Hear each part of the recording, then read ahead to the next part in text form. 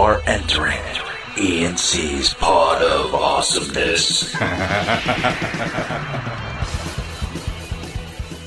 So should I start this week then, since I know what's going on? Good job, Jay. You actually decided to jump in this week. Maybe it's because I'm not on headset, because I'm on my phone, because I'm on vacation. You decided to jump in this week. I'm proud of you. I'm going to give you a golf clap right now. Hold on. Well, hold on a second here. You're kind of breaking up the rhythm, mainly because... Are you sure that's... It was extended. Are you sure that was a golf clap, or are you just really excited? Well, I am sitting out in my truck by myself while 12 kids are inside the house, so I did need a break. Here we go. Yep. So I guess we should mention how unprofessional you are then. So you didn't bring your headphones, you're just on your phone, like you're calling in for an interview. Jeez, man. That's why I had to jump in. I had to take the reins.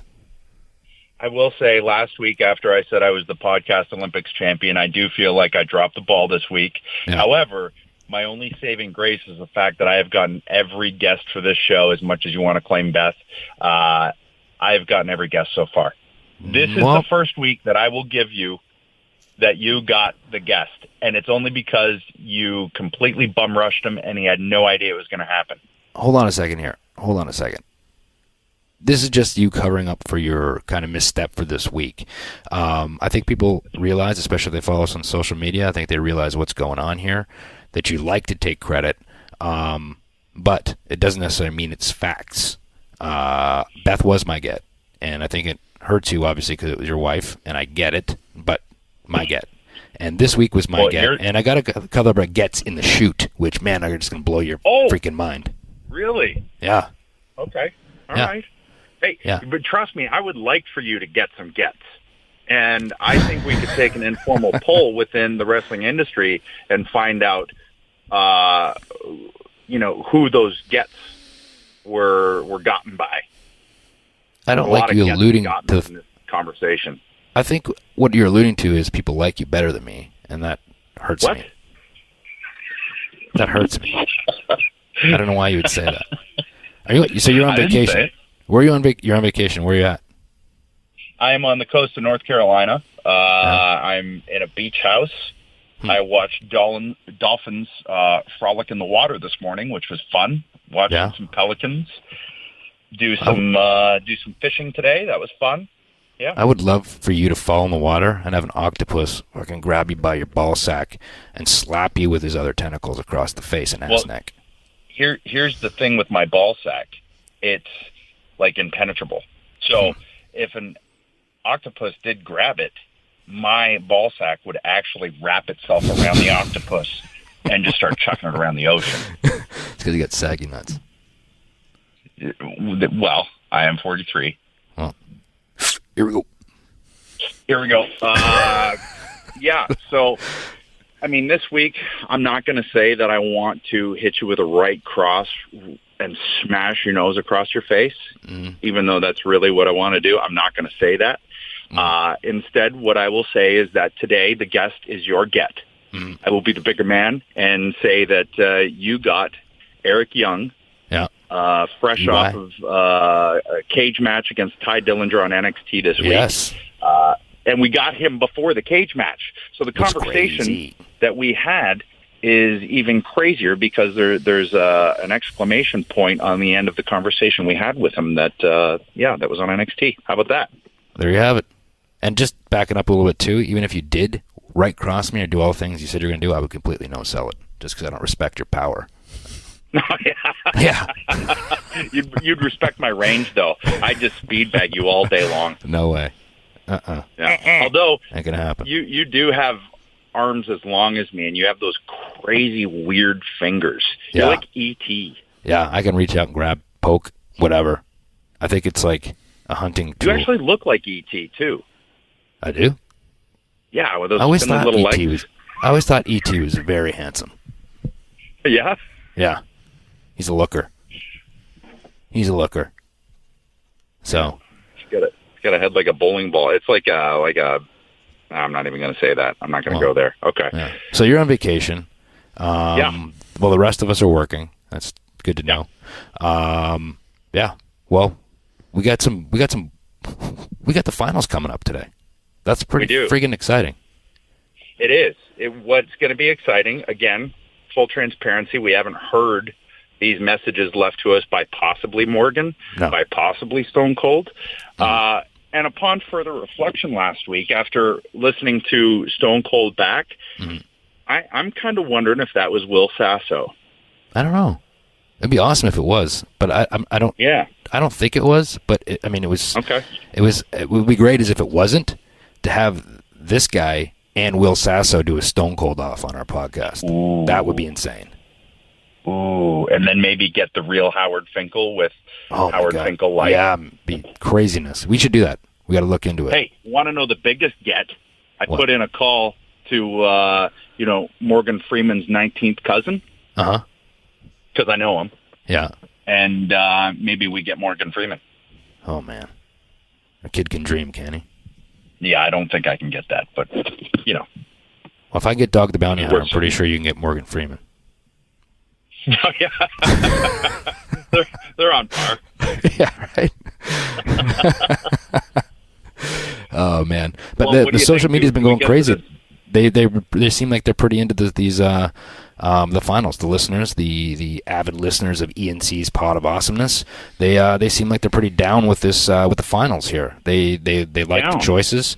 They were very vocal this week, letting us know that they thought they were absolutely fucking hilarious. And so I'm looking forward to seeing what they got in the finals. And I'm kind of a little nervous. I'm a little on pins and needles because, man, I don't know who's going to win. Yeah. Is your sphincter tight right now? Is that what you're talking about? Yeah, it's locked. Pinching a coil? Yeah. Okay. Well, I will say it will be interesting to see if they go outside their wheelhouse. But I want to know, so I want to quit talking about it, quit flapping our gums about it, quit slamming our chiclets together. Let's hear what we've got. I want to know. All right. Well, guys, prior to jumping on and giving you guys the final two, just know that our boy, the Fink, recorded intros, some reactions, and he announced a winner for us. So we're gonna be able to integrate Fink into our finals, which is it's pretty special. We're all blessed. So basically, he recorded a victory announcement for both contestants. Yep, that's right. Nice. Okay. So you're just giving everybody a spoiler alert right now, huh, Matt? Yeah, that's how I do it. That's my production style. I like to ruin things for everybody and then play it for them. Are you a source for the Podcast Observer, or are you just giving away storylines, or what's your deal? Yeah, I'm like a podcast dirt sheet. Yeah, fucking guy. Nice. I didn't know they had those. Okay. Matt can't be trusted. Take notes. That's right. He's one of them now. Yeah, he's one of them. Matt Meltzer, reporting for duty. Oh, Jesus. Oh, goodness. So what do we do? What do we want to do here, guys? You want to? I think we play it. Let's get it going. Shut up and play it. Fuck it. Shut up. Finals. Here it is. Hello, I'm Howard Finkel. This match is scheduled for one fall. Introducing first, the Texas Rattlesnake, Stone Cold Steve Austin, and his opponent, the world's favorite narrator, Morgan Freeman. Go! If you close your eyes, your life, a naked truth revealed. Dreams you never lived and scars never healed. In the darkness, light will take you to the other side. Find me waiting there, you'll see if you just close your eyes. Oh, hell yeah! Stone Cold damn sure knows the lyrics to that song, you son of a bitch. But hey, Christian, what's this I'm hearing about you having 6 felines? I think we have a new slogan for you, because Christian 316 says I just fed my cats. Hey, but really, don't worry about it, okay? I still love you guys. I even have a little treat for you. And for all of those with the benefit of flash photography, I call this new 5-second pose Stone Cold's Appreciation, because I appreciate the fact that you guys had me on your podcast 3 weeks in a row. And I also appreciate the fact that, hell, you can kiss my ass. Boom, son of the edge, dropped him on his stupid neck. Oh, and here comes Christian. Bam, he's going to have himself a little cat nap. And that's the bottom line, because Stone Cold said so. Wow. He knew the lyrics to your song, but not mine? Yeah. What the fuck happened there? Well, I don't even know the lyrics. I didn't even know what your music sounded like in the E&C show last year. That's because you're selfish and you only pay attention to yourself. But obviously, Steve here knows good music when he hears it. So yeah, he did. I did take a note of that as well. He did know more of my song than yours, which is, I think he's just trying to get points with me. But it worked. Yeah. Yeah. What else do you like? It might have backfired on him. I like the fact that he brought in the cats. I don't think it was as he wasn't as in your face as he was last week. You know, he kind of like I said before. I was expecting some harsher words for you. I was too. Definitely expecting like Pussy 316 or something. Oh man, I was hoping for it. He kept it too PG. I was hoping he went for it, and that's the one thing. But I mean, obviously the impression's spot on. I like the fact that he referenced your stupid neck, which always pops me. But yeah, and I mean, he sang. I mean, he kind of went off last week with your theme music. He referenced my cats. He said a cat nap. So I mean, yeah, he tied it all in. I thought last week's was a little bit better, but this one was still pretty damn good, and it's a great impression. Yeah, I mean, some catnip, some reference to your stork legs. I mean, that all would have been really good. We didn't get that, but hey, beggars can't be choosers. Shall we see what Morgan or whoever he chose to do has in store for us? Do you know what they call a quarter pounder with cheese in Paris? They don't call it a quarter pounder with cheese? No, they've got the metric system. They wouldn't know what the fuck a quarter pounder is. What do they call it? They call it a Royale with cheese. Royale with cheese? That's right. What do they call a Big Mac? A Big Mac's a Big Mac, but they call it Le Big Mac. A Le Big Mac? What do they call a Whopper? I don't know. I didn't go into Burger King. This has been the reenactment as done by the vocal stylings of your old pal, Morgan Freeman. Ooh.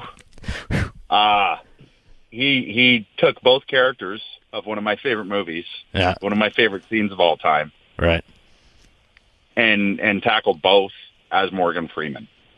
Who is this guy? I don't know.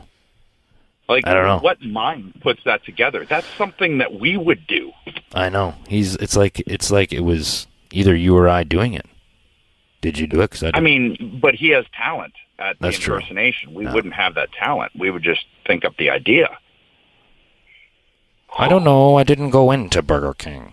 That wasn't a good Morgan Freeman? No, that was brutal. I don't do that again.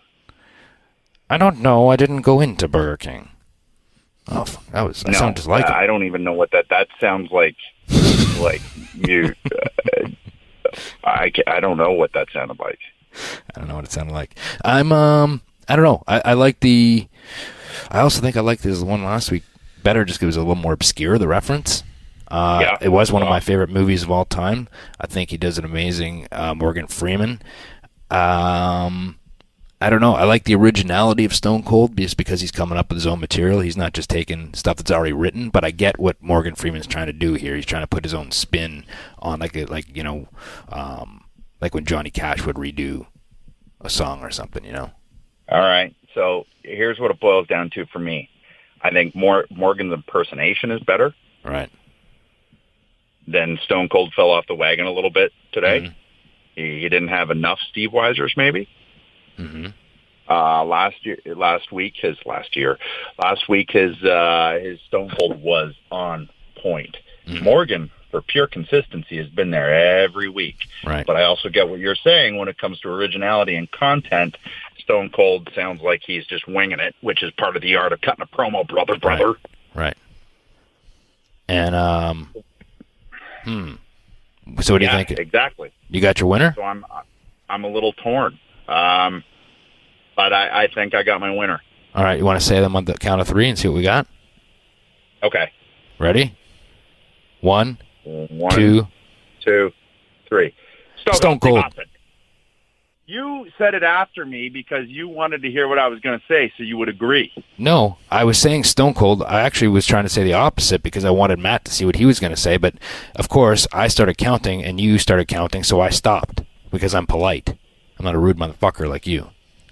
So when you waited for me to say, you were just being polite? Yeah. And what does that have to do with Matt, you son of a bitch? Nothing. I was convinced you were going to say Morgan Freeman. I was going to. Still But might. you did. I don't know. So, are we going Stone Cold here? We're voted- being very Canadian right now. I know. I voted Stone Cold. I voted Stone Cold. All right. Stone Cold it is. Morgan, you were consistent, though, my friend. Yeah, Morgan, don't give up. Come back. Do more Morgan. More Morgan, like more cowbell. Your winner of the bout and new voicemail champion, Stone Cold Steve Austin. There it is, everyone. There it is. Saint's starting to sound like Paul Bearer. Yeah. He's starting to switch his voice as well. I think it was like, was he like doing that like maybe like in his bedroom, like not trying to wake anybody up? Like it seemed like he was very like trying to keep it down, you know? Unamplified. Right. Maybe not excited. Howard. Maybe he's mad that he got. Nickel.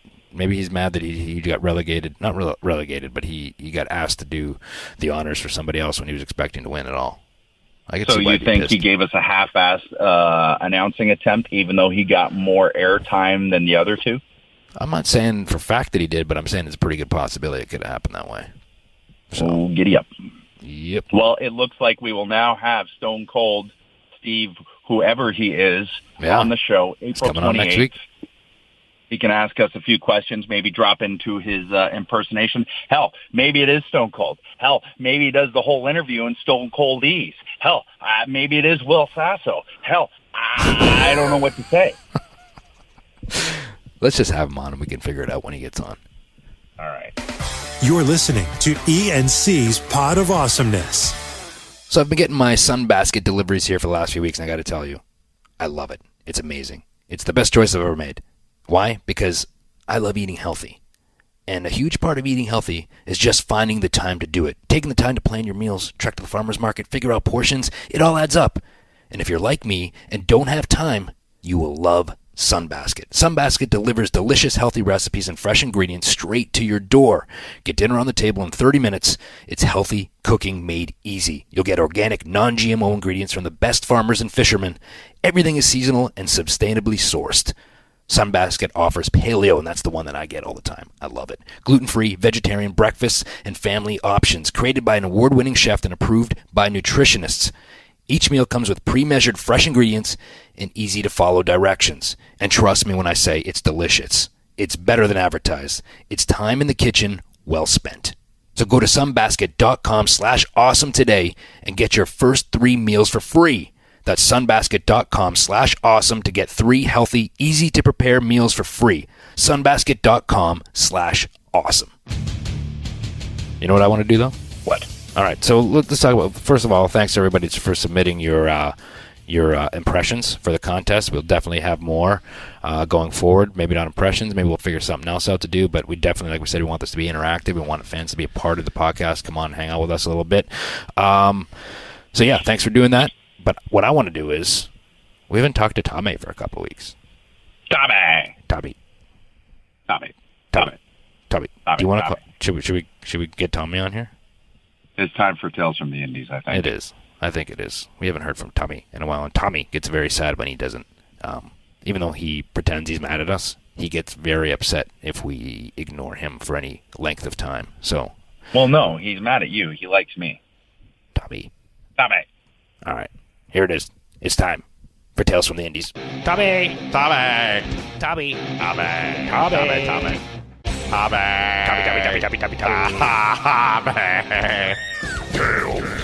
from the Indies. Well, Tales from the Indies was a glorious tale. I drove from Asheville to Murfreesboro, Tennessee, right outside of Nashville. Had to be there for a good old meet and greet at Buffalo Wild Wings with me and Rebel TNA on the poster. And how do things go at Buffalo Wild Wings, brother? At 4 o'clock, I had to be there by 3. Edge told me it was a 4-hour drive. MathQuest told me it was a 5-hour drive. So I told you it was 5 hours to Nashville. Okay, well... It was the hour time difference that threw you off. It totally threw me off. I wound up getting there 2 hours early for my appearance. So I checked into the lovely Clarion, Murfreesboro, which was also home of the Extreme Bull Riding Championship Finals. Oh. And everyone was partying very, very early. Then I went to my appearance where 2 people came to. It was a big turnout. And then, and you know when you're doing an appearance and there's no posters of you doing an appearance in the place, it's not going to be well received. Yeah. Then right up the street in Murfreesboro at the Armory, the big card to raise money for Alzheimer's, and they actually sold it out at the Armory, which was very, very cool, and we raised some money. Myself, and I love wrestling, and I love wrestling on the indies because you also get to see a lot of people you don't usually run into. I got to see Tracy Smothers, who, as you know, I'm a huge fan of because he also wrestled a bear, and if you go and watch that match, he worked a spot with the bear. He leapfrogged a real-life bear. And hip Jim Cornette was there. Myself, I was the headliner, brother. And a few other guys from the Nashville area. Jerry Lynn was doing a seminar, who looks like Nick Bockwinkel now. And to tell you about the loveliness and one of the things that I will always miss and why I want to have my own shows on House of Hardcore, the ring is the most important thing that I like to get. During the seminar, the ring had malfunctioned, and then the promoter went out there, and I guess there's a lot, as Tracy Smothers called it, Tennessee bullshit, and there's different promotions trying to sabotage each other. And the guy who rented the ring from a guy who runs up the road, and he didn't give him proper brackets, because this is all that what I was told. And during the first match, the opener match, there was a heavy-set wrestler, and he took a double blockbuster for a finish, and all 3 wrestlers went into the ring. The ring broke, the board split in half, and they all went into the ring. It was awesome looking. So what did they do for the rest of the night? Well, did you wrestle on blue mats? No. They then took apart the ring in front of a sold-out crowd. This was also aired on the Fight app, brother. And they basically took apart the ring and reset it up.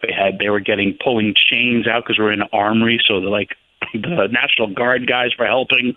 Oh my goodness! 50 minutes to get the ring put back together, while the fans literally just sat there. Some wrestlers went out to the gimmick table. Good time to hawk your merch, brother. Sell some shirts. Then they had. I'm sorry, I must say, that was the pre-match. That wasn't the first match. That was the pre-match. And then we had the first match. And the first match, they hit the ropes, and the ropes broke after waiting an hour. So then they had to refix the ropes, which was about another hour. So now we're on almost 10 o'clock, and we've seen 2 matches of a broken ring. A lot of the fans left. Then Jim Cornette left, who was doing commentary on the show. He just left. He wasn't too happy. The show continued. The ring was very, very bad. You really couldn't use the ropes. Then they kept fixing and adjusting it. And then my match, which was supposed to be a tag match, then turned into an 8-man with Dr. Tom and Tracy Smothers, who were managed by Jim Cornette, but who Jim Cornette left, were going to fight 8 other guys, and we're going to have this wild brawl because it was almost 11:30 at night, and there was probably about 100 fans left in attendance. And then right before our match, Dr. Tom just left. He got mad, and because he also had to drive back to Knoxville. And so then Tracy goes, I'll go get a guy.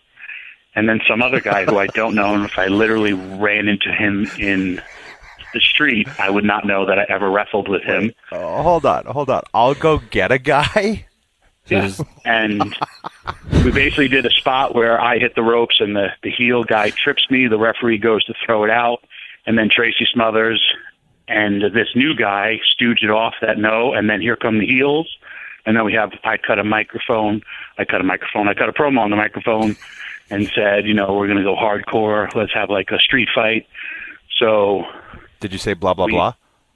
No, I didn't. I'm very good on the mic. And I remember rolling into the ring because I was getting ready to start my go home. And the guy, I said, get out of my ring, my partner. We're going home. He goes, okay. And Tracy just grabbed like a wrestler who was in the back and said, you're coming out and we're fighting. He grabbed another guy. I believe So they he were just grabbed 2 exchanging guys. chair shots to the head right before I got into the ring, which is stupid. Wow. Yeah. And then And that was my great tale because indie wrestling is awesome, and it's sometimes the best and sometimes the worst. And this was a mixture of both. You could not hit the ropes. It was quite horrible. Tommy, I knew something was up because I woke up to a text message the next morning. It was about 2 a.m., and it was from you. It said, I'm just leaving the building. Yeah, So, I left the building at 1 o'clock in the morning. Yeah. So. Yeah, that's the text I got. The big one ended at 1. Plus, you got to get paid and all that stuff. Oh, Tubby. Wow. You love wrestling. I do. I love it. Then the next day, I drove to Nashville Airport, flew to Charlotte. We had the big one in Shelby, North Carolina, which was actually very cool because Shelby, North Carolina, in the actual building where the Rock and Roll Express debuted and topped the NWA territory 31 years ago, and the Rock and Roll were on the card, and it was the same building that the NWA shot. It was in a school, and I couldn't believe, stuff that I grew up watching was happening at a high school, and that the Rock and Roll Express was still there. And it ignited the NWA. If you ever get a chance, you should watch the Rock and Roll Express documentary. It is amazing.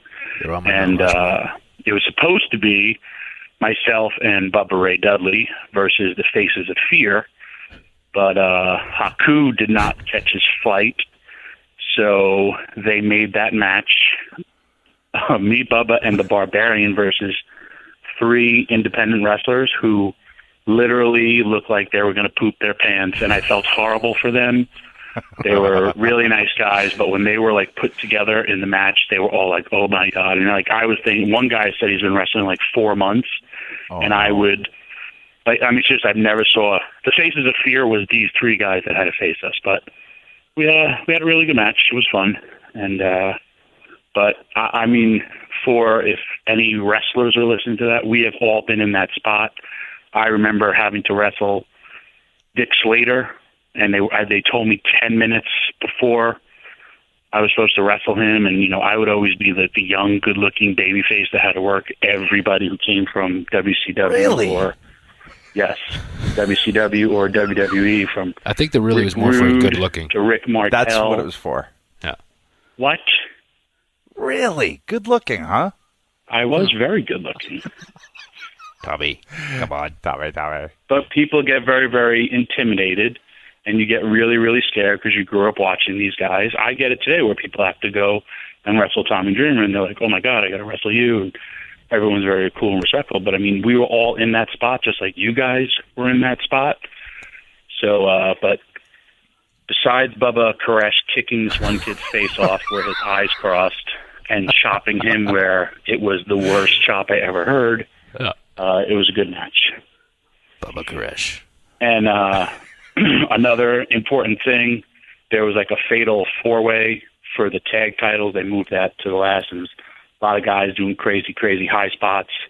And they were talking about their match probably for a good 30 minutes. And Ricky and Robert were in that. And it was four tag teams. Yeah. And when I tell you, Ricky and Robert did not talk one bit to the guys. And they did all these dives, high spots, all this stuff. And the lesson that was taught, because the two teams fought to a double count out, and then Ricky and Robert finally got in, and it Double was drop kick. the heels got on them, shoot, reverse, there goes Robert. They go to double clothesline Ricky. Robert pulls the one guy out. Ricky stops him. Snapmare fist drop, 1, 2, 3, and the place exploded. They didn't even do the double drop kick. No, they didn't need to. Wow. And they kept it. They Mind kept you. it wanting more for another 31 years, brother. That's really brother. Straight to But and like to me, the lesson was learned that everyone's doing everything, but rock and roll still told a great story. Sure. Where just get a little bit of heat on them, and then their reaction was like he did a 450 off the top rope off of a snapmare fist drop. if people can't follow the story, they can't react. It's as simple as that. That's a whole other discussion, my friends. Yes. Let's Well, not that go was down my that rabbit tales hole. of the Indies. I sold my gimmicks. I had fun. And now I'm going to reinvent myself because I'm wearing an eye patch. So I'm going to be Pirate Tommy Dreamer. Oh, I love it. Jean-Pierre Lafitte, brother. I like it. I like it, Tommy. As long as you go back to wearing MMA gloves and kick pads, I will take this character seriously. It's a new incarnation of Hybrid Dreamer. Nice. I'll do it. Just no sell the Tombstone Pile Driver. Whoever gives it to you, just no sell it. Yeah, it's because your eye patch. You don't feel anything from that side of your face anymore. And then just hit a really, really stiff clothesline because that's strong style, brother. Tommy, if you think about this would be a good thing for you on the Indies.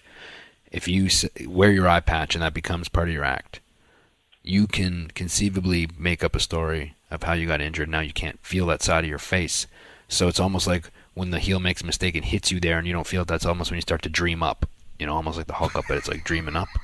Mm-hmm. And then you can just if you could just slobber out of that side of your face and have some tears coming out underneath that thing, you get some good sympathy, and then you just blow your comeback and but you could even have at some point when it's a real money drawing deal, have somebody pull the thing off and your eyes all mangled and stuff. Just something to think about. I can also pull off my eye patch and show them the disgusting crustacean of my eye, and they could just stop dead in their tracks, and then I could hit them with my finisher. Tommy, you could sell eye patches at the gimmick table. I already thought about House of Hardcore eye patches. Don't think I haven't already thought about that. Tommy. All right. Well, I don't know how much more we can top Tales from the Indies this week. I think that's the coup de Gracie. Yeah. Thanks, Tommy. You're welcome. Tommy, thanks for coming. See you guys. You're listening to E&C's Pod of Awesomeness. Okay, here's the thing. It's no secret. I mean, I've got a beard, I got scruff, I got a little mustache, whatever it is. Maybe I used to have a goatee. The thing is, I haven't been clean shaven since I was 18. I don't think that's any secret to anybody that knows me or has seen me. But what you don't know is you got to trim those beard lines. You got to trim your neck. And I haven't always liked to do that because, I get those little rashes, little bumpy things. I have sensitive skin. But here's the thing. I don't get that with Harry's. Not at all. I mean, Harry's, it's the closeness of the shave. It's the comfortable glide, whatever you want to call it. I mean, it just works. I don't have to deal with any of that stuff. It's perfect. It's everything you're looking for in a razor. You can shave your back, your arms, your legs. You can manscape. Look at Edge's face. He had that big, hairy, stupid beard that he was wearing for a long time. Harry's was the only thing that get him to shave. I'm serious. Look, Harry's is so confident that you'll love their blades, just like I do, just like Edge does. They're giving you a trial set for free. You just cover $3 in shipping. That's it. Your free trial set includes a weighted, ergonomic razor handle, 5 precision-engineered blades with a lubricating strip and trimmer blade, rich lathering shave gel. Ooh, I think we talked about it before. That's what I like. And a travel blade cover. That's a $13 value for you to try. So stop messing around and get started shaving with Harry's today by claiming your free trial offer. That's a $13 value for free. You just have to cover the shipping. To get your free trial set including a razor handle, 5-blade cartridge, and shave gel, go to harrys.com/awesome right now. That's harrys.com/awesome. So there's another Tales from the Indies from Tommy. Ring breaking. Main event goes on at 1 a.m. as every good main event should. Yeah. I'm sure the crowd was fired up. Mama Sam all fired up. I'm just like the sure wildfire. the 5 people that were left were all Tommy Riched up. Tommy. That's why we love you, Tommy. Okay, so Tales from the Indies, voicemail contest winner, and now we have your first official get. I can't believe you're actually you can't deny this one. Get. I'm going to just keep repeating it. No. And he didn't even know it was going to happen. He shows up to your place for lunch, calls you from the airport, young EY, the caveman deluxe, calls you, says, hey, I'm going to come over, and then you just rig everything up. He walks in and you throw a headset on him. Blindsided him. That's the best way to do it. I blindfolded him. It's the best him. way to do it. That's what we do on this show. We blindside you fuckers. I also blindfolded him so he is kind of, because my house is kind of like the bat cave. I don't want him to know where he's coming to or where he's leaving from. So he's got to be blindfolded, you know. Okay, well, now you're going to throw comic book references, and I'm going to call you on your lack of knowledge. So if it's the Batcave, who are you? I am Batman. Okay, but civilian. I am Bruce Wayne. Nice. Okay, I guess he's popular enough that even you would know that. Okay, yes. I'll accept it then. Yes. I am the Ben Affleck version of Batman. You just lost all cred. No, I didn't. He was the best Batman ever. Then why are you doing Christian Bale? What? Yeah, exactly. All right. I can't put up with you anymore. Let's throw to this interview. I get EY. Hey, well, by the way, we should probably tell you what you're doing. Yeah. You're doing the Edge and Christian's Pod of Awesomeness, which is dropping March 24th. Oh, I was prepared for this. Yeah. I drove from the airport in my Hyundai Elantra. They won't rent those just to anybody. I was just telling Jay. The guy recognized me straight away, so I got the white one. We'll give you the Elantra, sir. You look like an Elantra, man. Yeah, right this way to the Elantra section. There's a whole gate, and you have to have show your badge and stuff. The guy's like, the compacts are over here, sir. The guy's like, if I'm a betting man, and I am, you look like you used to rock a Hyundai Pony back in the day. back in the dizzle. Is that a real car? Yeah. Remember the old Hyundai Ponies? I do remember those. The little rounded back. I don't think I'm as old as you guys. You're not. What year were you born? 79. Yeah, you're not as old. Yeah. I'm old, though. I was born in 78. Like, I'm the old guy now. 78. Right? Fuck you. We should probably even ask you, do you want to do this? Because if not, we can just cut this. Yeah, that's fine. I'm pretty good at talking about myself. Yeah. Who says you're going to talk? You're on here to put us over. Yeah, that first. Yeah. Right? I don't talk about it. And then when you start talking, like, that's all the time we have for today. Showtime, Eric Young. It looks like that's it. By the way, I should say he's wearing He's wearing a pretty awesome Slapshot T-shirt. Yeah, which is pretty great. Traveling style. I look like a homeless person. Did you see my Slapshot tweet the other week? No. No, because we don't sit there and fucking stare at your Twitter. Go back in your timeline and check it out. Unless you muted me on Twitter, which would be. I've never muted you. You never mute me? Blocked you. Nice. I want you to know that I don't care about what you're saying. I love this kid. We go way back. He called me kid. Yeah. He got the first kid in already. If I was born in the 70s, even though I only lived in the 70s for 10 days, there's no way I can be a kid. You can't be kid. And that's Johnny Swinger used to do that. He's younger than me, and he'd go, hey, kid. And I'm like, well, hold on a second. You're 2 years younger than me, dipshit. I think it has to do something with time in the biz, too, right? Is that what it is? I think, actually, what year did you break in? 98 was my first year. Okay. I was in there before you then. 94. Yeah. I broke in. I was a little worried about that here for a second. It's like, well, I mean, if I had broke in before you and I had such a better career than you have had, I would still call you kid no matter what. Such a better career than you've had. Well put. Yeah. This is why Not difficult. This is why I have a co-host on a podcast. Yeah, you're a natural. Yeah. One that can actually speak in sentences. Yeah. Anywho. He's still wearing jogging pants, just for a quick update. Yeah. And they're the cool kind with the cuff on the bottom. I don't know what's worse. Is he's wearing jogging pants, but he's in his house. I traveled, was at an airport. I'm wearing jogging pants. Actually seen by people.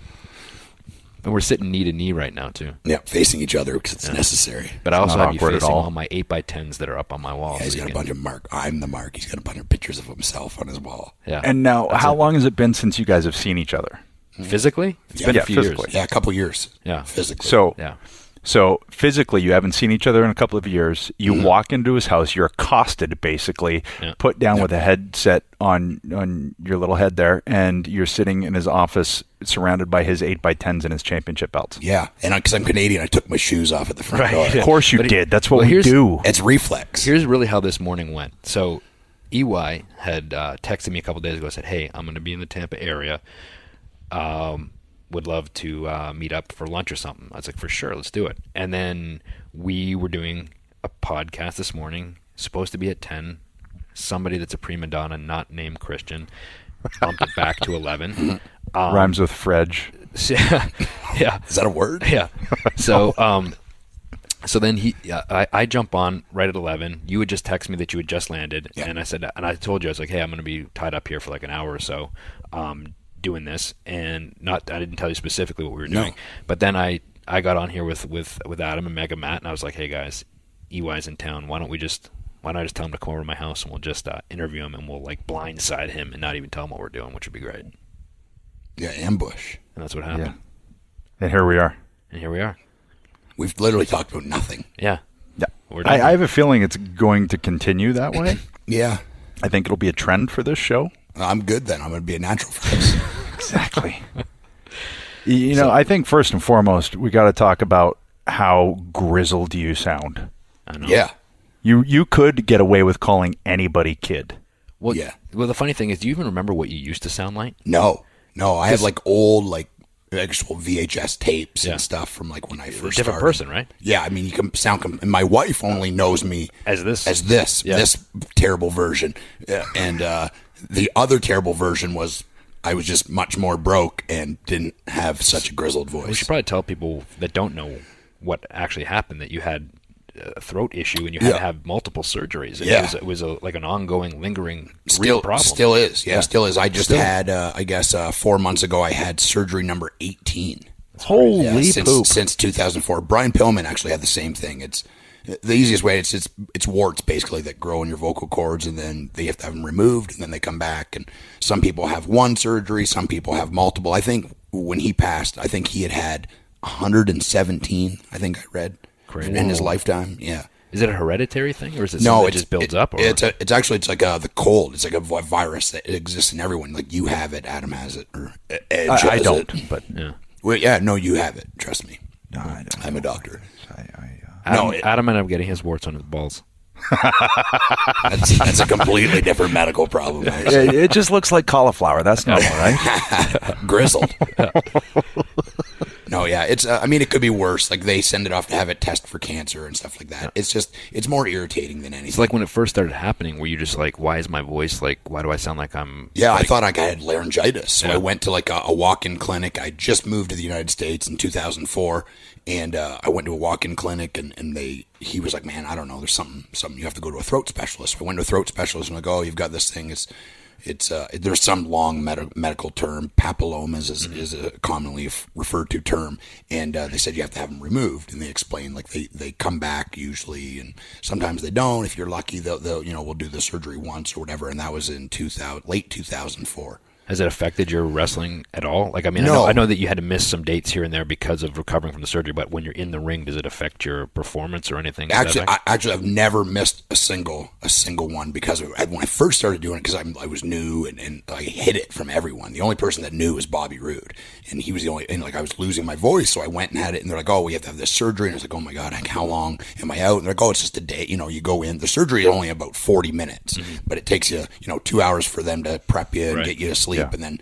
If you've ever come out of anesthesia, it's like the worst feeling ever. It's strange, yeah. Yeah, and when you're like 30-year-old males, it makes them really aggressive, and I didn't know that.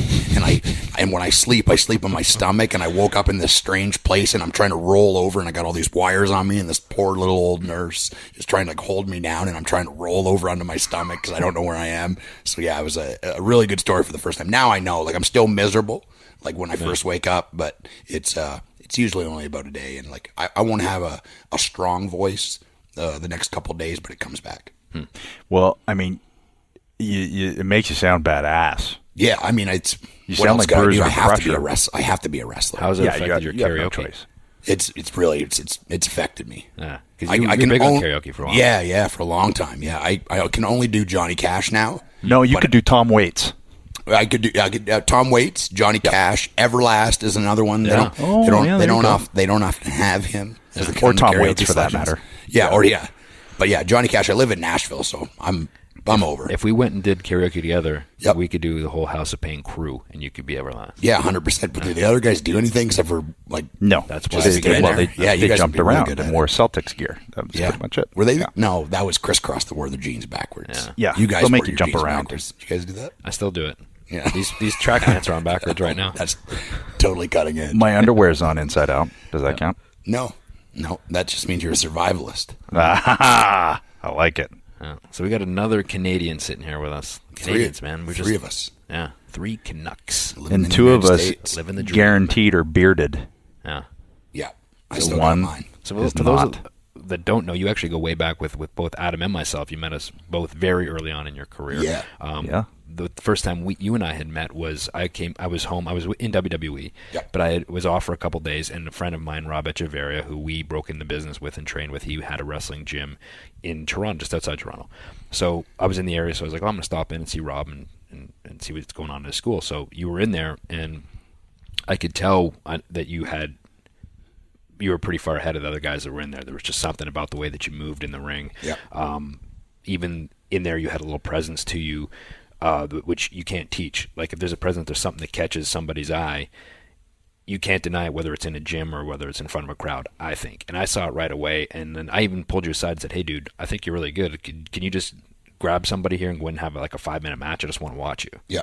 And you did, and I was like, man, like, I'll throw your name out there if I can, but I definitely think that you got a future, and that was the first time we met. Yep, and that definitely helped for me. I started writing. I've only done 2 of them, but I'm writing articles for ESPN, and my next one is going to kind of be on.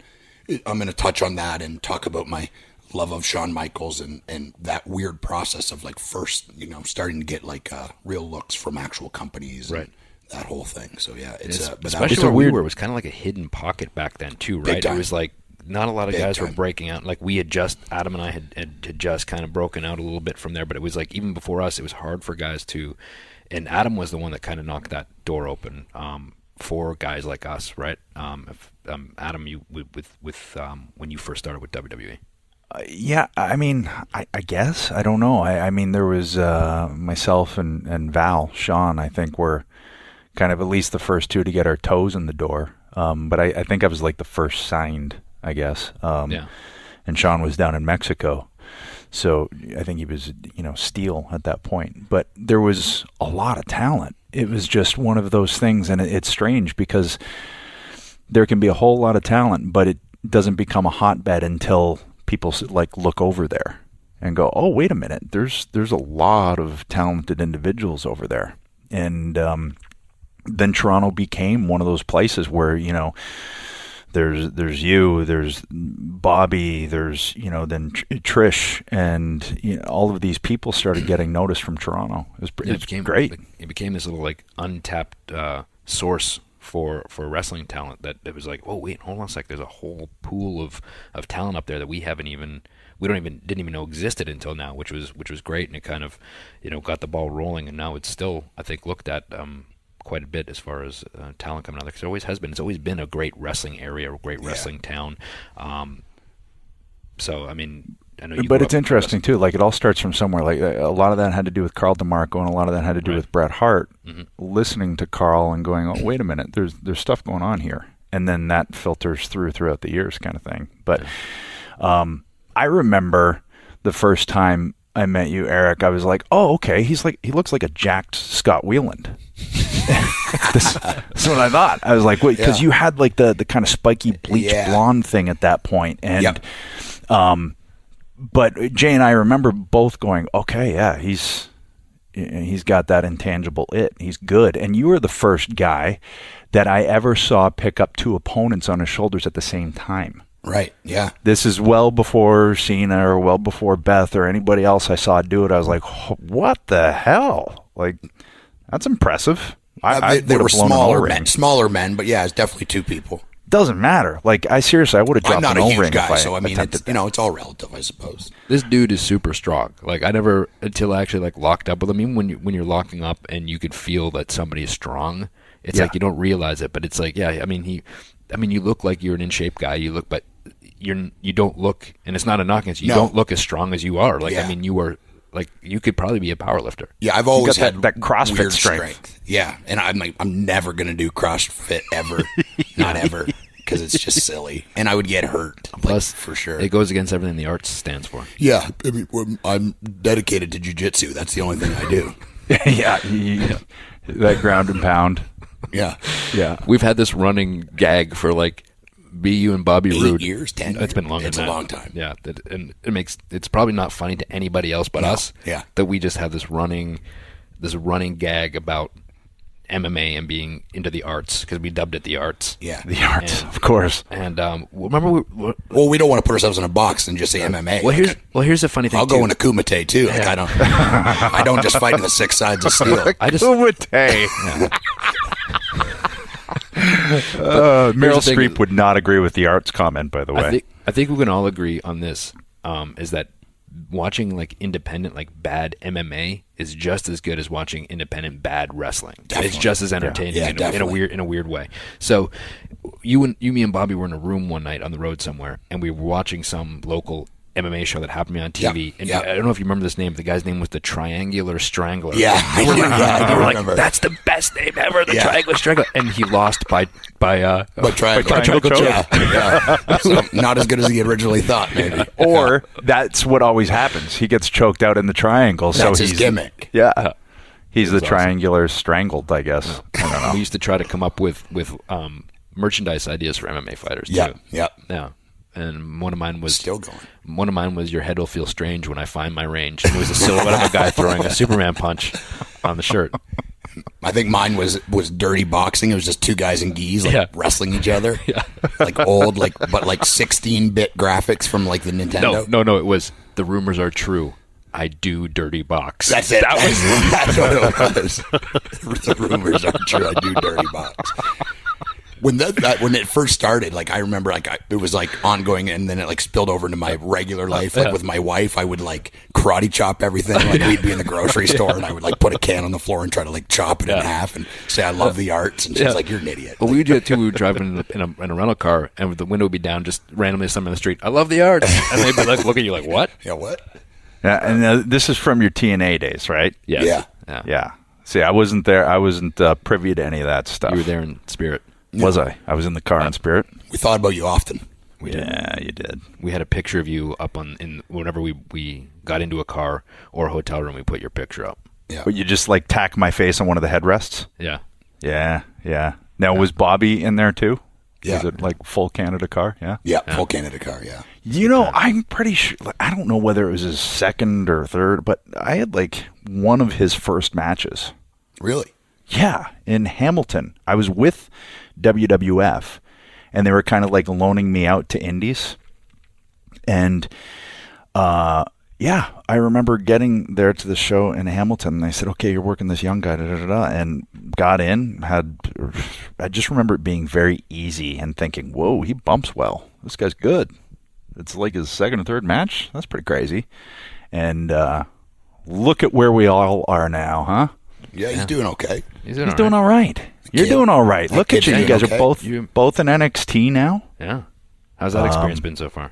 It's been cool, man. It's like nothing but respect. It's like everyone treats us both great, and coming in from the outside, you never know how that's going to kind of be, and working on TV for 12, 13 years, like you're not sure how they're going to look at that, but they've been really awesome, man. It's been great. It's like making me really like wrestling again. Yeah. Well, it's not to toot my own horn or anything like that, but I mean, you and I had some plenty of conversations before you were even signed to NXT or anything like that, and just talking about your career trajectory? Like, what's the next logical next step, because you felt like you'd done everything with where you had come from. Yep. So we had a long discussion about that. I don't want to go into it. That's a private conversation between us, but if you want to talk about it, you can. But you ended up ultimately, getting what you set out to do, which was to get your foot in the door with WWE and with NXT, and you've done great, and it's been a really great platform for you to kind of step in and perform on. Yeah, definitely. I actually talked to you and Adam both. Two guys. Yeah, not just you, Jay. That I know, that I trust, and and you've been around the wrestling business a long time, and it's a weird. Sometimes, even being experienced, it's a weird place to navigate. So you always like that. I think I was talking to you, and you said it sounds like your mind's already kind of made up. And I think I had already in my head had already kind of made my mind up, but I wanted to make sure I was kind of doing the right thing. And it's good to hear it from somebody else. Absolutely. Someone that you know and trust. Yeah. So. And that's what it was. And you guys both said basically the same thing. They're not guaranteeing anything, but it's a huge opportunity, and that's how you take it. And it's weird at 37 for that opportunity, but it's a full circle thing for me for sure. This is kind of where I've always wanted to be, and now I'm here, and I've got a lot of years. Like, I had the conversation with Hunter, and I said, I'm 37, but in the ring, I'm 30. I had an 8-year vacation. I barely ever wrestled. There was a 6 to 8 years where I'd show up and do a cartwheel, lock up with the ring announcer, fall down and pretend I was scared of my pyro, and that was it. And it was awesome. It opened a bunch of stuff for me and allowed me to get my own TV show and things like that. But it's wrestling is always what I've loved. So it's cool. I'm definitely the old guy though. That's cool. But what's cool about it is that you. Yeah, I mean, Jay and I and others gave you, bits of advice and said, hey, this is an opportunity, but you got to make the most of the opportunity, all that kind of stuff. But it also speaks about your mentality, because you go from being established and being a world champion in another promotion, all of these things, and that could be I don't know, is it a step back? I don't know if I want to do this, but you jumped in, and now you're doing it, and not reproving yourself, but it's like you said, you've gone from being a comedy guy to the serious wrestler, and now this is a completely different metamorphosis of Eric Young. Like, this is a completely different character than you've done before. Yeah, it's a cool process. Like, for me, I think I had this when I had the conversation with Hunter when I first talked to him, was like I said, I'm not the biggest guy, or I'm not really great at any one thing, but I've kind of got this proof of being this guy that kind of can do all of it, and do all of it at a high level. And I think I'm trying to remember how I worded it. It was just, we had this really cool conversation. You never know how that's going to go either. A guy that I never really had met. I'd met him in passing several times, but we hit it off and had this great conversation. And I said, anything that you want me to do, I can do it, and I can probably do it better than you think I can. And that's, I'm terrible at life. I played hockey last night. I'm terrible at hockey. I'm terrible at everything. But wrestling is something that I think I've always been able to do. And I like that I've done all these things. Like, I've been the first match. I've been women's champion. I've been, X Division champion. I've been world champion. I've been the comedy guy. I've been the serious guy. I've been the lunatic. I've been just a wrestler. I didn't talk for 2 years when I first got to TNA. 2 years I didn't say a single word. Right. Wrestling was just kind of what I did. It's been really super cool, man. I've done all kinds of stuff, and I wouldn't change any of it. It's been an amazing experience. Well, what's great about that is by hitting every part of the card, I mean, even the women's division, is that you can learn from all of that, and you obviously did. And to be able to look back and say, you become a jack of all trades. Like, you become a general contractor basically in the wrestling industry. It's like, okay, need to put up that wall. Got it. Right. And the thing is too, when you are put in a certain situation, like say whether it's comedy, whether it's mid card, whether it's opening card, or whatever it is, and you come through on that stage at that level in a match segment, whatever it is they need, and they'd be like, wow, he hit home run on that. Yeah. We can put him in this situation they again. Can trust you. Yeah. So no matter where you move, they always know, okay, he's done all these things. He's hit a home run every single time. We know we can trust him in this spot, whatever it is. So you're always going to be slotted in, and that's a great. And you guys kind of did the same thing, right? Like, it was you were like this kind of like cool, like interesting, serious group with the Brood. And you guys didn't really talk. And I didn't talk either for the first 2 years. So. Yeah, so it's like it's very similar that way. You did that, and then you nailed that, knocked it out of the park. And then it was the 10 seconds pose and all that stuff. 5 seconds. 5 seconds. See, I don't know. I don't watch wrestling. Okay, we're done here. Get out.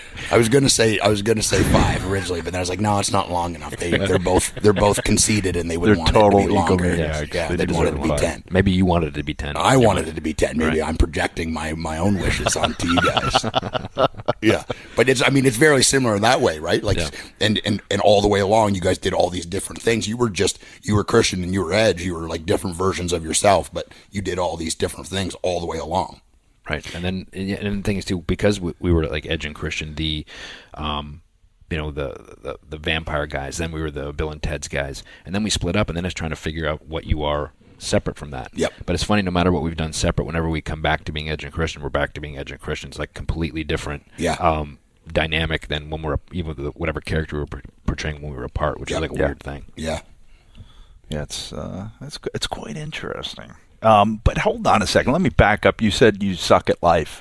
Yeah. So you, which is that deserves to be on a T-shirt. You want me to elaborate on that? Well, that deserves to be a T-shirt first of all. But I disagree, because you've just said all of these different aspects and phases of the card that you've been on, all these different companies, stick-to-itiveness because you stuck to it.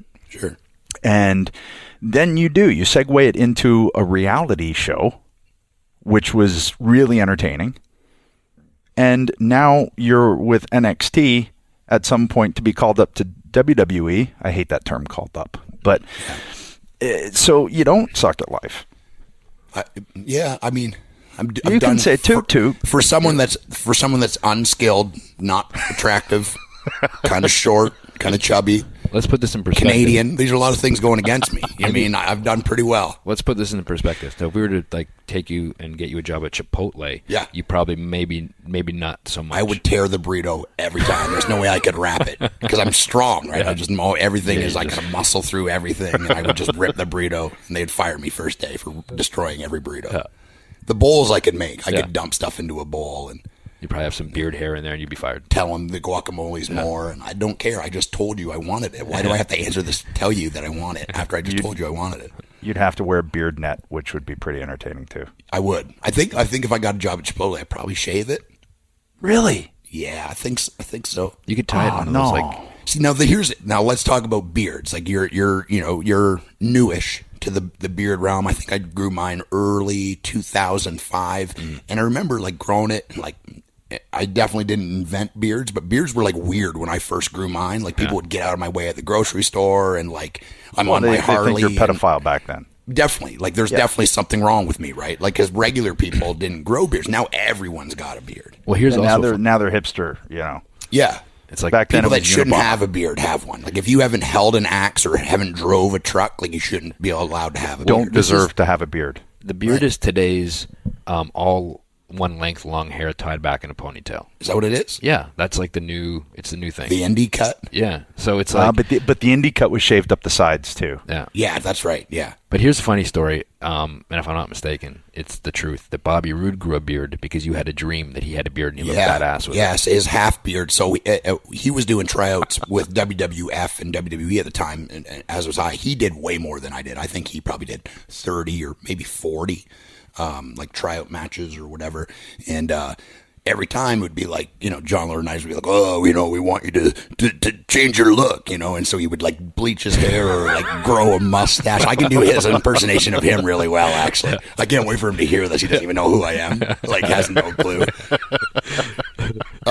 Yeah, this is going to be good when he hears this. So, but yeah, they would like, there's something, change your look, and he'd grow a mustache, and then he'd grow a goatee, and then he'd grow like a, like something different, or bleach his hair. There's a funny match of him. He's wearing a cape, and he's got bleached blonde hair, and he's got like the little Fu Manchu thing. I was like, what were you thinking? He's one of like the worst bleach job ever. Yeah, the worst. Like he bought it at Shoppers Drug Mart, like the one that's on $6.99. Well, they're $6.99 because they don't work, or it's Sun In. Remember Sun In? Yeah, Sun In. But yeah, he was like looking for his thing, and I had this beard, and it's funny, in the dream it was like this huge beard, like giant full beard, and he's like, well, I can't do that, and then he grew like the 12 o'clock shadow thing or whatever that he has, and he's had it ever since. Basically, it was like I sat up with the Undertaker in our hotel room because we were both too broke to like have our own room, so we always stayed together. Yeah. And I sat up. I was like, dude, you got to grow a beard. He's like, what are you talking about? I was like, I had this dream. I'm dreaming about you. I'm laying 5 feet from you, and you grew a beard, so now you have no choice but to grow a beard. That's awesome. You know what's funny too is you're talking about how you guys came and do a bunch of tryout matches and stuff, like probably 10, 12 years ago, maybe even longer. Yeah, longer than that. The funny thing is back then there wasn't really a place for like Orlando, with the Performance Center. There wasn't really a place like so it's like thinking back then, your career probably would have went a different path because you probably would have been sent there because they knew you guys had talent. They just didn't have any place for you on the roster with you being like unknown guys, and that's like, oh, go get some experience, whatever, and just stay on our radar. And the whole TNA thing happened, and you guys ended up going there and both doing really well. But it's funny, like you said, how it comes full circle, totally and now it's like the whole process almost was to get back to WWE, right? Yeah, totally full circle, man. And they're like no system. I remember like one of the last times we both worked, and I remember it went really well, and we were talking to Mr. Laurinaitis, and he said, and I think Ohio Valley had just opened, like it just started, and we were like, well, maybe like send us there. Like, right? I'm working at a brass foundry in Cambridge, like living on a mattress on milk crates in the basement of this house that I owned, and like it was. Like I sucked at life for real, like at that point, and and you guys did indies and stuff and know the struggle of all that. And it's, we were asking just to go there, pay us whatever and let us wrestle for a living and be there. And he said to me and Bobby that the problem was we were TV ready. So they were viewing OVW as a place where they would, hire NFL players and bodybuilders and train them to learn their system. And there was, a few guys that could work that were there, but I think there were more body doubles, for the guys that they wanted on TV to learn. So in a way, like we kind of dodged that bullet, but like I was making nothing, working at a brass foundry, and that would have been a dream come true. Right. So it was this weird, frustrating limbo where they're like, like you're good, but there's no place for you on TV, and being Canadian, it makes it extra hard because they have to get you a visa. Right. So you got to really prove yourself, Yeah, it's almost that weird. Well, you're too good. Yeah. That weird backhanded compliment, like we're not going to pay you or hire you, but man, you're good. Yeah. And I remember, every time that would happen, Jay and I saying, man, you got to hire these guys. Like, they're good. Yep. Do you see that? And they're like, yeah. And I'll do Johnny's. You could do a good Johnny, though, with your voice. But, well, it's just, it's a weird time, like that kind of deal. Yeah. And just. I believe we probably had the same talks. You guys and me and Bobby. And I even think I even had a conversation like, why don't you just put them together as a team then? And I think they might even put you out as a couple, like match on Heat or something like that. Yeah, we worked FBI as a team in Detroit at the Joe Louis. Yeah. That didn't go well for us. But it's got to also be exciting now being in NXT, and also people may or may not know that you had a hand in training Tye Dillinger, and he's doing really well with the Perfect 10 thing that he's been doing. So that's got to be exciting for you because he's also had a little bit of a struggle trying to figure out who he is. I mean, he's always been in the ring, super gifted. Awesome. But finding that connection with the fans and finding that character that has that connection that goes along with the ring work, and he's finally kind of put his finger on that. So it's kind of exciting, and it's got to be fulfilling for you to see that happen too. Yeah, it's super cool, and I talked about it in the ESPN articles, like the full circle thing of wrestling, and the articles on the brotherhood of wrestling and how cool that is. Like, like me and your thing, like the first time we met, you're like, hey man, you're really good, and like at that point, like I thought I kind of knew what I was doing, but having a guy that someone I looked up to and a guy that was doing it and was where I wanted to be, like. Unsolicited, like I didn't even realize you were there. I was just in the ring, like doing spots, some stupid. I was also wearing a mask, so right because you were trying to blend in at the El Fuego's gym. Yeah, no, it's but yeah, I was there, and I was backstage at Royal Rumble when he was in the Rumble, and like this huge pop, and it's cool, like seeing everyone come around and kind of congratulate him. That's like, awesome. I liken it to like it's like you're. He's like my child, not in that way, but he's in wrestling. Like I'm kind of his dad. So it's like your kid going to Harvard or, getting drafted in the NHL or something. So it's super. I almost cried in front of the Undertaker. I didn't. I didn't cry, but I almost did because I'm a pretty emotional person, and that was super cool to see. Well, and that's a night after you guys worked each other. Yeah. My first big match in WWE. Yeah. Take over, right? So I don't know why I put that inflection on there. Take over. Take over. It was kind of French Canadian. Take over, eh? A little bit, right? Or Bob and Doug. I think it's just all the Canadian floating around. That's what it kicked is. in. But how cool was that? Yeah, amazing, man. It's like two things happened that month that were really interesting. That was kind of like my first big pay-per-view for WWE, and also the first time I wrestled in Madison Square Garden, and I wrestled Tye, and it was his first time too. So that was nice. That's like career bucket list. You know what I mean? It's yeah. I've always wanted to work there, and then I got to wrestle him, and Shane McMahon was there with his family, and like came up to us after and was like, "Man, that match was amazing," and like it was just the whole thing was great, man. The whole experience. So now, where did you guys first meet? We first met in Cambridge, Ontario. I had a wrestling school there, and I had a wrestling school at the time just because I wanted to have a ring so I could stay sharp, because I was starting to do a lot of tryouts with the WWE and dark matches and stuff like that, and I was to the point where I wasn't taking like just any indie booking. Like I wasn't going to wrestle for 20 people and for $10. Like I would do indies, but only good ones. And I was still very busy, but I wanted to have a ring so I could kind of like wrestle all the time. And I opened a school and ended up having a bunch of really good students. Crazy Steve from TNA is actually one of my students. He's done very well. And Jake O'Reilly, a bunch of guys in Ontario that are doing very well. And Tye was living in Cambridge, going to the fake Hart Brothers in Cambridge, and came and said he was leaving there, and he had only been there for a couple months, and there was no one there training really. He just they took his money, and you guys know the story of all that. So he said, I want to come to your gym. So he started coming to my school, and he was living with this girl at the time, and they got into a big fight and got kicked out. And so he called me and said, hey man, like, could I come to your house? And so I went and picked him up, and he lived in my room.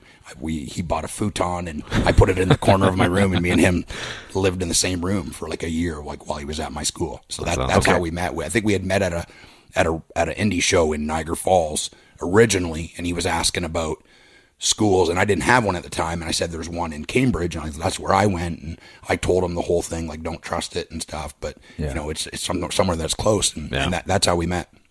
And what year was this? Oh, geez, I'm terrible at this. 2001, maybe 2001. So let's say 2000, 2001. Fast forward to 2017, and you guys are working MSG. Yeah, dude, it's crazy. How crazy is that? It's absolutely amazing, and there's so many of those stories in this industry. Yeah, absolutely. That when you start here, because I didn't know that. I didn't know the extent of all of that. And just to hear how things can work out as long as you stick to it. And if you're good, but you also have to have this mentality of, I'm gonna power through all of this. And to see it eventually pay off for two guys that deserve it, it's very, very cool. That's a great story. Yeah, and the thing is too, and you can tell the passion that somebody has too when there's been rejection. Yeah. But that doesn't deter you from what it is you ultimately want. And in this business, and I think in any entertainment business, rejection is a big part of it, and being able to kind of push through that and not take it personally, and almost using it as a tool to get better and as a motivator. And I think that you've done that, and that's incredible, man. I'm really proud of where you're at now. Yeah, thanks, man. Yeah, I mean, being from Canada, like we all dealt with it, right? Like and like I know, like we're joking and being from Canada, but being from Canada makes things very difficult. Like it's technically illegal to wrestle in the United States without a visa. Right. You guys did it, I'm sure. I mean, no, I didn't. Under a hood. No, we didn't. What are you talking about? I didn't do it either. None of us have ever wrestled in the United States, except for when we had visas. Yeah. But yeah, it's. Didn't you used to cross in a boat or something, or you had like there was some secret like border you used to cross? I don't know if you can talk about that it. Story of like the first time I met Lance Storm, I was hanging out with you, and you had helped get me booked for the Chicago, Wisconsin show. So I love blues music, and I was going to cross over like Saturday or whatever. I'll go early, and right? Go early. So I was there all day Sunday on my own, and then I would meet you guys there Monday, and. I was crossing over, and at the time I was unemployed and worked for cash under the table. And anyways, long story short, they ended up sending me back into Canada Saturday night. So at that point, like I didn't really have a cell phone that worked great. My mom definitely didn't own one. Yeah. So she had crossed over in front of me, just because, we like to take two cars. She had my clothes and my wrestling stuff, and I was by myself. Yeah. And they sent me back, and she was already across, and we were crossing in Sombra, where there's a ferry that goes across the river. Yeah. And it closed, so she had to like drive all the way to the bridge and back, and like we met back at the house where I grew up in, and I was like, in my mind, my life's over. I mean, like he said, don't cross again, and she's like, no, like you're going. I was like, I'm gonna have to call the WWE and tell them I can't come. Yeah. She's like, no, we'll figure it out. I was like, they're gonna ban me from the United States, and then my life will really be over, you know. So next day, we snuck across in a different spot, and they didn't flag you. No, I was in my aunt's car, so I drove from Cambridge, Ontario, or Chatham, Ontario, to Chicago in her Intrepid, no radio. Nice. Like rattling. That's like a long drive. Just me by myself. And then from there to Wisconsin by myself. Wrestled SmackDown that night. I think I worked with, it was me and Ken Anderson against Paul London and Brian Kendrick. It was the first night they put them together. And it was like a velocity match, I believe. And then I drove that night from Wisconsin to Nashville and wrestled on the pay-per-view on Wednesday. Yeah. So yeah, it was those are a lot of hours. Did you go back after that from Tennessee, or did you stay down? No, I stayed for a couple weeks and worked some indies and stuff down there, and then I think I was backstage the next week at TNA, and they didn't use me or whatever. But that was at the point where they were just doing weekly pay-per-views, and like random guys would just show up kind of every week. So like almost any time I was there, they used me, and I got on a few pay-per-views. I think will be a funny trivia question eventually. My first TNA pay-per-view, like weekly pay-per-view, was I was a member of Team USA. Yeah. And we wrestled Team Mexico. That's funny. It was like me, Unibrow, Matt Stryker, Shark Boy, and Elix Skipper. We were Team USA. And then like fast forward to like, 3 months later, I was Team Canada. Yeah. That's funny. So what's the dialogue as you drive all of that, barely crossing the border, no radio? Like, what are you saying to yourself? It's kind of depressing, you know what I mean? Like, especially like, and you got nothing but time to think. Well, I want to call a little bullshit on that because you had the blues. It's up here in your head. Yeah. And here in your heart. I had the blues in my heart. Yeah. It's I wasn't depressed like where I was like, man, but I was like, you question yourself, like I'm still young at that point, but I've been working for I think 6 years, and I'm like, what am I doing? You know what I mean? Like I'm risking a lot by doing this and stuff, but there is no other option. Right. There was no other path to me. Like my first goal in wrestling was to sign a contract. It didn't matter where it was, sign a contract to say that I do this for a living, and I was going to do whatever it took to do that. That was like, and it's interesting. My only goal. You need to have that mentality, I think, because it is an industry where the door will get slammed in your face so often, and you'll be scraping pennies together, and you'll be sleeping on futons and all of that. So you have to. Yeah. You have to grasp onto that mentality, or it's not going to happen. Yeah, there really is no other way for a person that I wasn't a pro athlete. I obviously, I wasn't an actor. I don't have anything to offer them except that I know how to wrestle. So that's the. I think it's still the proper path, the real path, like the experience you get wrestling in front of 40 people and stuff like that. Like it's invaluable, but there is no other choice. And I liken it to like, I live in Nashville, right? So music, everyone you meet is there because they're in music, they're a songwriter, whether they're producers or they're a songwriter. And I liken it to that. It's like, people are like, oh, music is so hard to get into, but there's hundreds of thousands of musicians that do it for a living, and you don't have any idea who these people are. In wrestling, there's like 120 jobs, worldwide, right? Like maybe 200 jobs. So you have to be the best 120 in the world to have those spots. Yeah. So I mean, I think probably the percentages are about the same. It's funny. Some of the things you're saying too reminds me a lot of, and I know Adam felt the same way when I was younger. It's almost like you're saying there's no other option. Yeah. Right. So to me, I didn't have like, well, if this doesn't work out, I'll do this. So I started planning a side job or taking extra courses or doing whatever, because I felt if I had a safety net that when times got rough, well, my path of least resistance might be easier just to go down that road. Yeah. And I didn't want to have that. I wanted it to be hard. So when I got it, I would appreciate it more. And that's exactly what happened. It sounds like that was your mindset as well. Exactly the same. For me, is like I don't have an education. Like I had this conversation with my wife about a year ago, which probably scared the crap out of her. It's like I've never made a resume. Ever in my life. I've never applied for a job. I've never had like a regular job outside of wrestling for like the last almost 20 years. It's funny you say resume because it reminds me of a story. And Adam, you probably remember this. And but here's the funny thing: we wrote resumes. Yeah. and we wrote them to be wrestlers. Right. We wrote, these are where we worked, this is where we were trained. We, at the time in Ontario, you had to have a license. You had to pay for a license to be a wrestler. You could use that at Maple Leaf Gardens when there was a WWE show. You'd walk in, show it to them, be like, hey, I'm an extra wrestler or whatever for the show in case somebody gets hurt. They would let you in. Yeah, wow. And so we would go in and we would just wait for executive or somebody from WWE to walk in, and we would have a tape and a resume, and we handed it to them, thinking this was like a job you wouldn't apply for it or whatever. I'm like, they probably just threw it in the trash when they walked past, but we actually physically gave it to somebody, a written resume, like, this is where we were trained, this is the promotions that we wrestle for, blah, blah, blah. Like that was the resume that we wrote. Right. Yeah, but and that's, I mean, I guess I can remember sending them to Dr. Tom Pritchard and Kevin Kelly, like, at the time, and I remember sending tapes and wrestling resumes to those guys. So I've made those, but I'm talking real world. Like, what do I put on it? Yeah. I mean, like, I don't have anything I can put on it. I jumped around in tights really well. Yeah, it's just an 8x10 with my phone number written on the back. Like, I don't know what else I would put. But for me, it was the same way. For me, like, I know my personality is like, and I'll tell this to anybody, is like, I'm a lazy person. Like, if I could not leave my house and make money to watch TV and be in jogging pants and hang out with my dogs, I would do that. That's why you got a podcast. Yeah, is that what this is where the money's at? That's pretty much what we're doing. Yeah, yeah. But I mean, it's, for me, it was like, I'd never went to school. My argument with my mom was, she was like, she's a teacher, and like, she was like, well, what about college or university? I was like, well, like, I mean, you probably know by now that school really not my thing. My big thing is I'm stubborn. I don't like to be told what to do.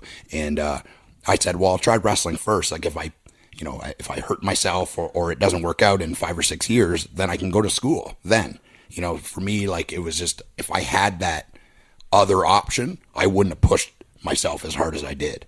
So, and I know that I probably would have taken the easy way out, if I had something else where I could make a living or do anything else. So it was just like the job at the brass foundry was solely because he would let me take days off. That's why I worked there. Yeah. I could come in extra hours through the week, and I could take weekends off so I could go wrestle. Right. So it's, my whole life was designed around being able to make $40 in the weekend, you know, like my whole life. Yeah.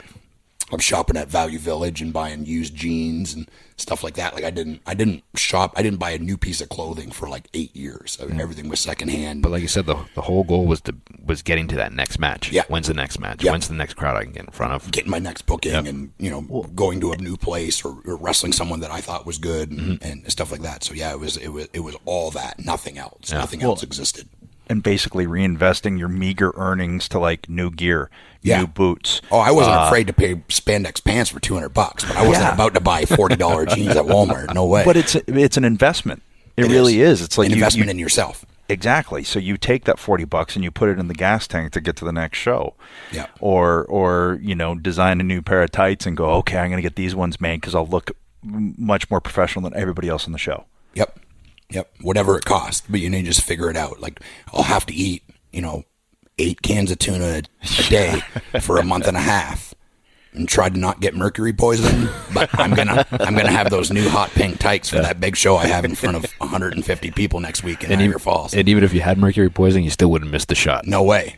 No. I mean, how bad is mercury poisoning really? You'd throw up and you look shredded. Yeah, exactly. I think just Tommy Dreamer still gets it every week because he eats like 128 pieces of sushi at one sitting. I have a theory that he'll live forever. Oh, he will. Right? Yeah. I think so. He would just do stuff like, I mean, you guys have been around him almost probably more than me, and you're just sitting around. He's like, now he's drinking mop water for no reason. He's built up an immunity to all these things. Yep. So there's a theory like, he doesn't. Tell me the time you've ever seen him sick.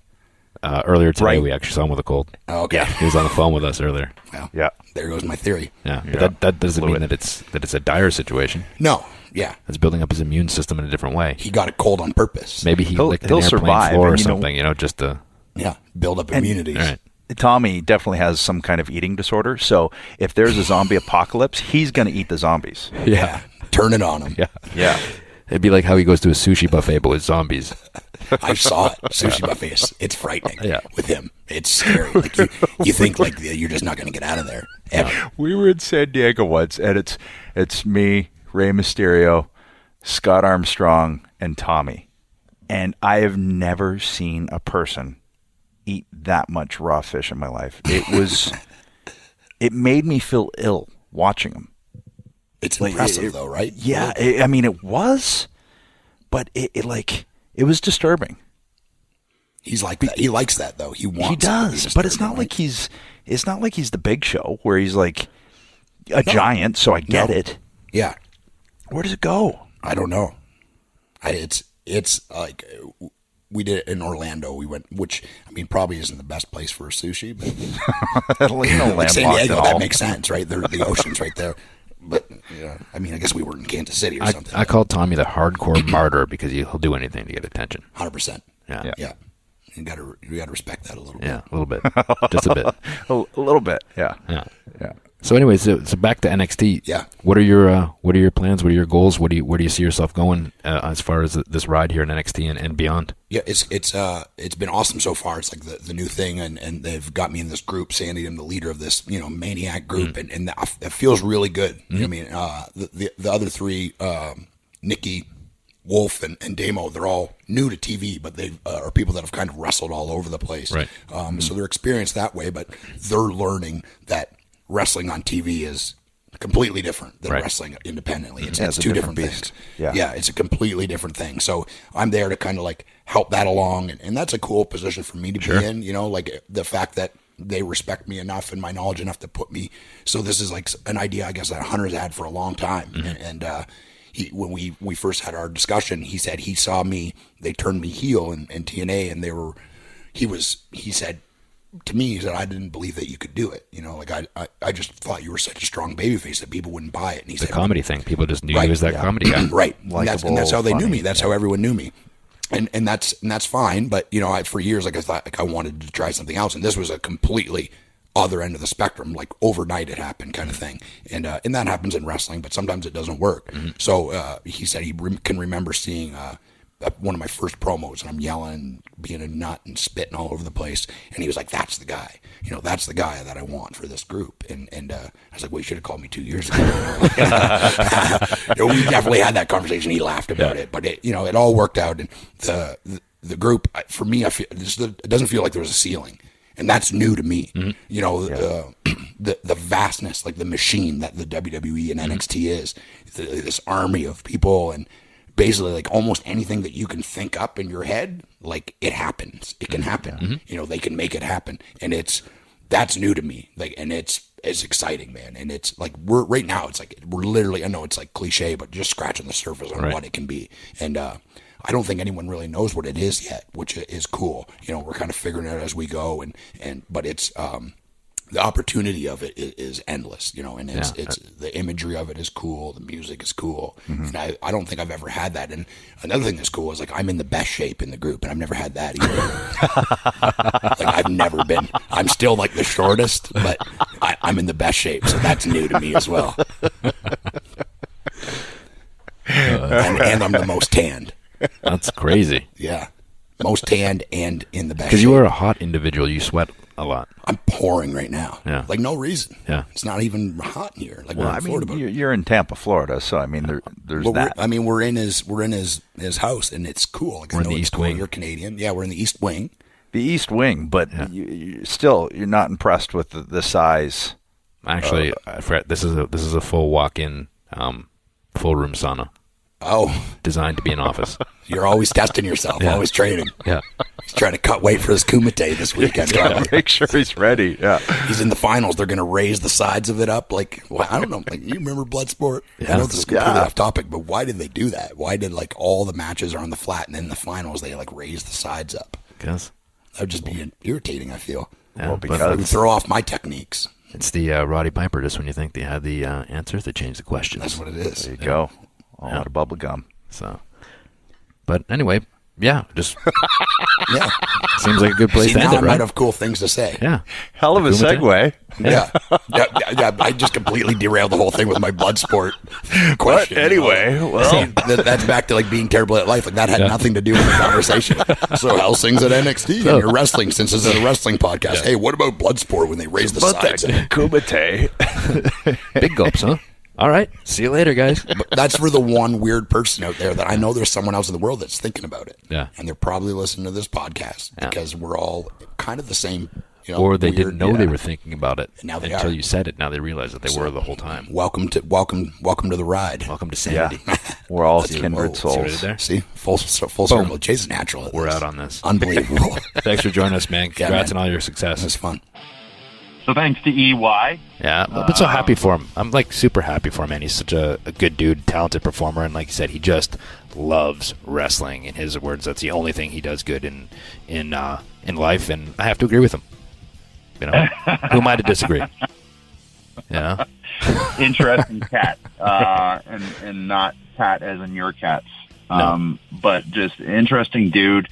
Kind of done everything. Utility player, like we talked about, but also utility player in life, and that he's had a crazy adventure, reality show. Yeah. Has a stupendous beard. Right. Can lift a multitude of people on his shoulders. I mean, those are all things that stand out in a resume. Right, for sure. But again, he's stepping up now, so we're happy for him. Keep doing your thing, EY. We're watching.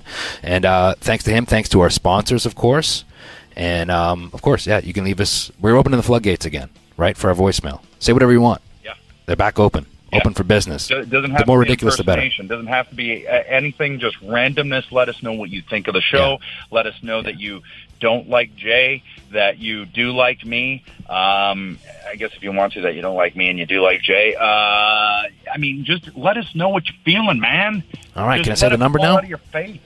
Jeez, I'm sure because you're so unprofessional, you probably don't have the number there written on your hand in ink. So the number is 929-367-8204. And, of course, you can follow us on Twitter at E&C Pod. And you can email us at our bot email address, ecpodofawesomeness@gmail.com. And, of course, Edge, I'm sure you can do your own Twitter handle. Yeah, you're willing to let me step in with some information here. You can follow me on Twitter at EdgeRatedR. You can follow little Christian there on Christian4, the number Peeps. Eric Young at the Eric Young.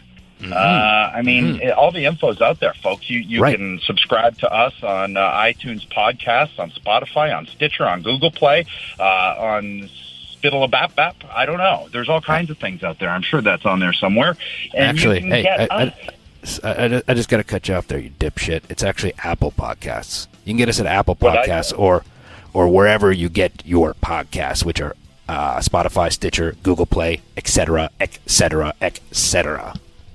What did I say there, turd nuts? You said iTunes Podcast, you fucking moron. Did I? Okay. Yeah. All right. Anyways. Well. Yeah. Just shove something in your face. We had a packed show this week. Or something. We had a packed show this week, didn't we, Edge? Oh, my God, we brother. did. Yeah. We did. Who was that supposed to be? I don't know. I'm just so excited. You're just fired up. Yeah, I'm fired up. All fired up. Back to Tommy Rich. Can't go wrong. Mama Faye, I'm all fired up. Here we go. Oh, wow. Mixed with Michael Hayes. So, folks, next week, I will be back to being a professional. I will probably speak better next week. I won't be surrounded by 12 children running around my knees and ankles. So there may be some semblance of sleep. So I apologize for this week because Christian had to pick up the slack. And let's face it, that doesn't necessarily bode well for this show. But that's okay. Back next week. You're back next week, Jay Bird. I am back. And also, my cat Felix, who's on vacation also this week, he'll be back next week. So he's with me, actually. Is he? What the fudge? Yeah. And he says he still hates you.